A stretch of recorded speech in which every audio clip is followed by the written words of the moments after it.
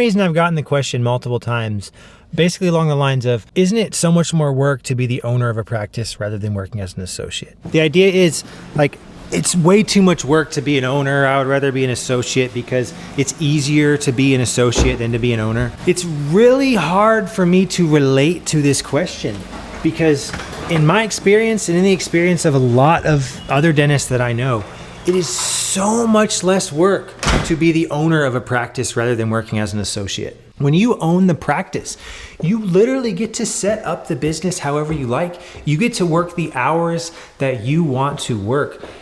You can do anything you want because when you are the owner, you get to decide how things are set up. I personally went from working 9 hours a day, 5 days a week when I was an associate, to working more like 5 or 6 and only working 3 days per week when I became an owner. I mean, maybe if you're doing a startup and you don't have your schedule set up yet, maybe it's more difficult to be an owner.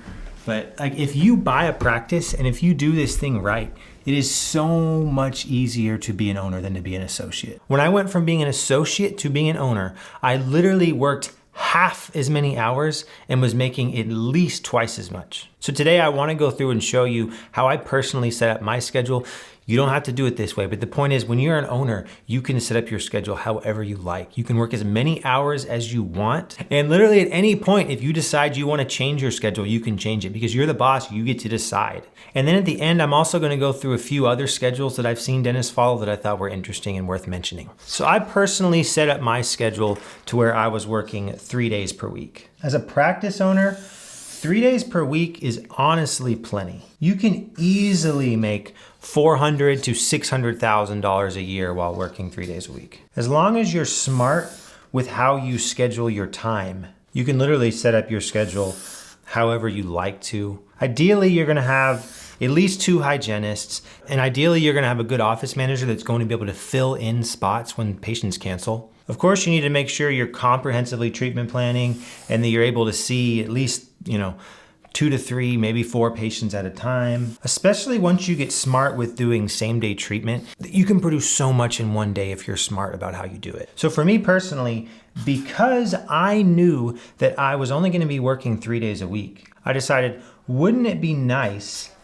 if to the patients, it looked as if the office was open 5 days a week. But I was only at the office 3 days per week. And the way I was able to do this was because I alternated the days that I worked from week to week. So the first week I would work Monday, Tuesday, Wednesday. And then I had Thursday, Friday, and then the weekend off. And then the next week I would take off Monday and Tuesday, which means the following week I would be working Wednesday, Thursday, Friday. And then you get a normal weekend. And then once again, you work Monday, Tuesday, Wednesday, and then you get another 6-day weekend. So Thursday, Friday, Saturday, Sunday, Monday, Tuesday, and then you work Wednesday, Thursday, Friday. So what this meant for me was that I was working 3 days a week, but to the patients, it seemed like the office was open 5 days a week. And if there was a patient that could only come in on a certain day per week, I had that day available for them to come in, but I didn't actually have to work 5 days per week. And as a result of this schedule,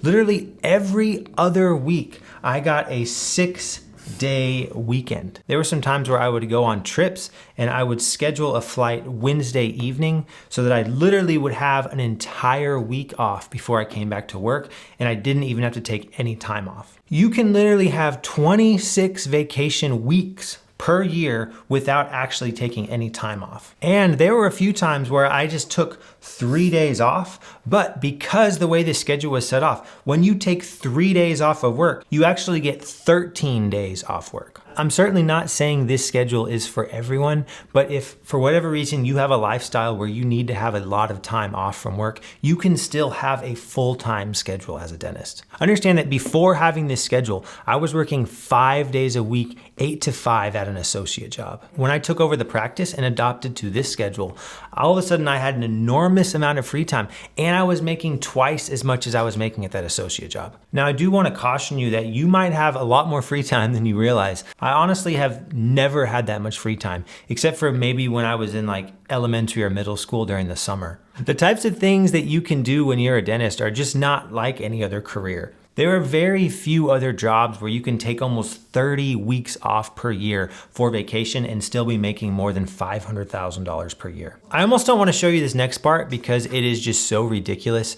But when I was an associate, I was working from 8 to 5, and oftentimes I would have to stay later than that. As an owner, I set up my schedule to where I was really only working like 5 or 6 hours per day. And that was while I was only working 3 days per week. So I want to show you how I set up my schedule on an hourly to hourly basis. So the office itself was open from 8 to 4, which is like a pretty reasonable number of hours to have the office open. So of course the assistants and the hygienists and the front desk, they all had to be there at 7:30. If you have a good office manager, you can have the office manager do the morning huddles and you don't even have to be there. I mean, if you like morning huddles, like you can go if you want, but you don't have to. Have your office manager be in charge of that and you don't even have to be there. So in total, the office was open for 8 hours. We had lunch break from 12 to 1. And so I had 2 hygienists that would see patients at 8, 9, 10, and 11. So that's 4 patients in the morning.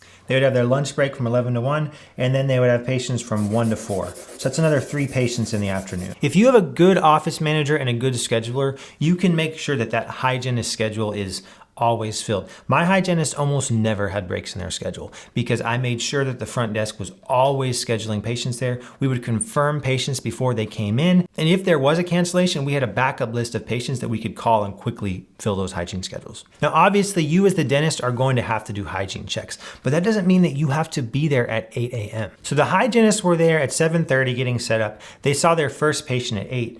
But they didn't dismiss their patient until more like 8:50. So I just needed to be there at 8:45 so that I could do those hygiene checks. And then I had my production schedule start at 9 and go until 11:30. And so technically, I only had to work 2 hours and 45 minutes in the morning, which really is not bad. With most associate jobs, you're going to be working at least 4, sometimes 5 hours in the morning. And because the hygiene department was seeing a patient from 11 to 12, what I would do on that 11 a.m. patient is I would just do the hygiene check at the beginning of the appointment rather than at the end so that I didn't have to wait around till 12 in order to go to lunch. With this schedule, especially if it was a nice day outside or I had some errands to run, I had an hour and a half to 2 hours in the middle of my day where I could do anything I wanted. Now that doesn't mean that I always took 2 hours off for lunch because I wanted to always make sure that I had room for same day treatment. Because my existing schedule ended at 11:30, if I had someone that wanted to add on a crown or some fillings or an emergency extraction came in or a crown need reseated or whatever, I had that extra 30 minutes every morning where I could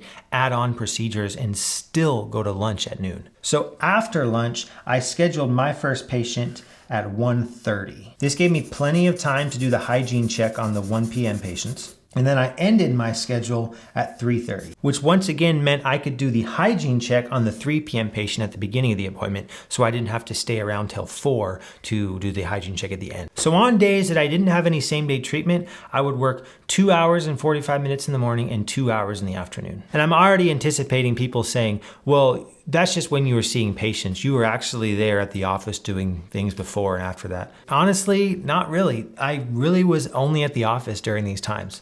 Sure, as a business owner, there's going to be a little bit of extra responsibility that you're going to have.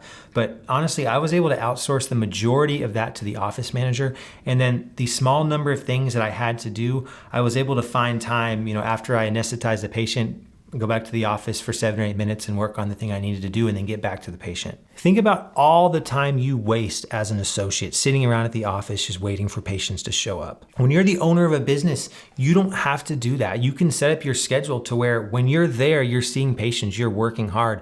And when you're not seeing patients, you can leave and you can go home, you can go golfing, you can go running, you can go to the gym, you can go play soccer, whatever you want to do. I got an email the other day from someone who is a semi-professional runner, and they were asking, does it make sense to become an owner when I need to go running this many hours per day? And I was like, absolutely, it makes sense. As an owner, you set up your schedule however you want. I have a friend who starts work at 7 a.m. and finishes at 2 because he wants to go golfing every afternoon. He literally goes golfing every afternoon. I know another dentist who has an associate that works at his office. His office is down in the south where in the winter, it's a great place to be because it's nice and warm, but it gets really hot in the summer. So he just takes summers off and he goes somewhere that's colder, and his associate covers the office during the summer when he's gone. I know a dentist who doesn't like to work 2 days in a row, so he works Monday, Wednesday, and Friday, which for him is great. Literally every single day he gets to have a break afterwards. I've seen some dentists do Monday, Tuesday, take Wednesday off, and then work Thursday, Friday.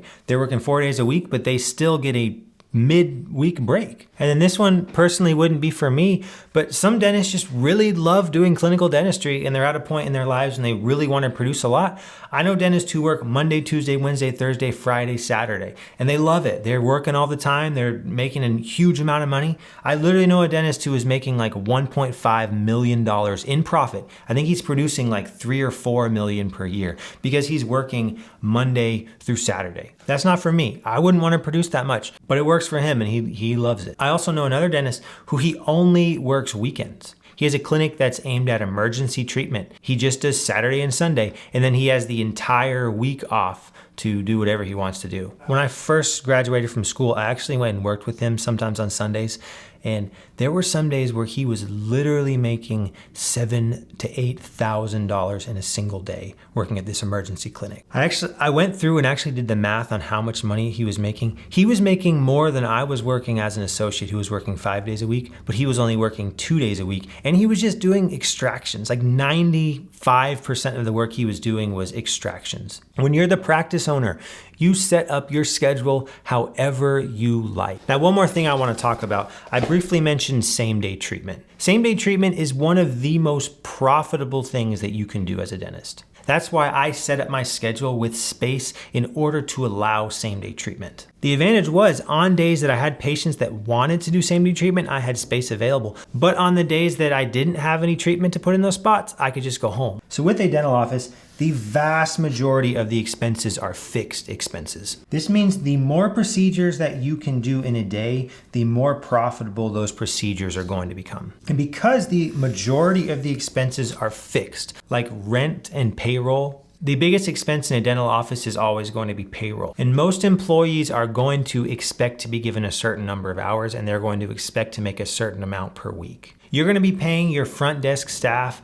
the assistants, the hygienists, the same amount no matter how many procedures you do and no matter how many patients you see. So anytime you can add additional procedures to the schedule, you're just going to be making that much more profit. One number that I always like to calculate for every office that I work at is the break-even number. When you know the break-even number, you know exactly how much you need to produce in a given day in order to cover your expenses. Every dollar you make after that is going to be pure profit that you get to keep. So let's say you calculate that your break-even number is $3,000 per day, and your total production for the day is $4,000. So $3,000 right off the bat, that's going to cover your expenses. And because there's $4,000 in production on the schedule, that means you're gonna make $1,000 that day. That's an okay income. That's decent as a dentist. That's probably about what you're gonna be making if you were working as an associate. 25% of office production, $4,000 total office production, that means you're walking away with $1,000. But let's say you have a patient that comes in and needs 2 crowns. They're in the hygiene chair, they need 2 crowns, and you say, hey, I could actually get those done today while you're here if you would like. If you can just add those 2 crowns, it's probably gonna take you about 30 minutes of time. You just added an extra $2,000 to your schedule as same-day treatment. Keep in mind, you've already produced enough to meet that break-even number for the day.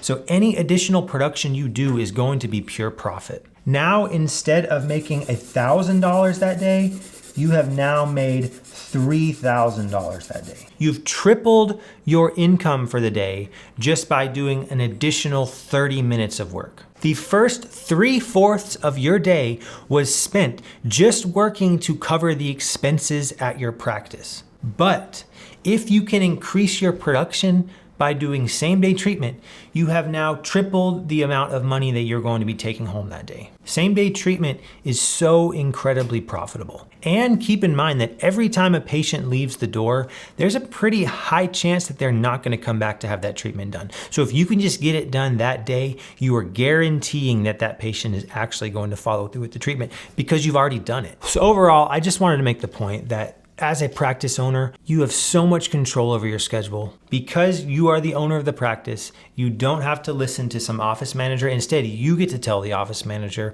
how you want her to set up your schedule, and then those are the hours that you work. If you set up your schedule properly, you can work significantly fewer hours as an owner than you would have to work if you were working as an associate. Most dentists understand that when you're the owner of the business, you're going to be making a lot more money. Owners on average make $150,000 more per year than associates.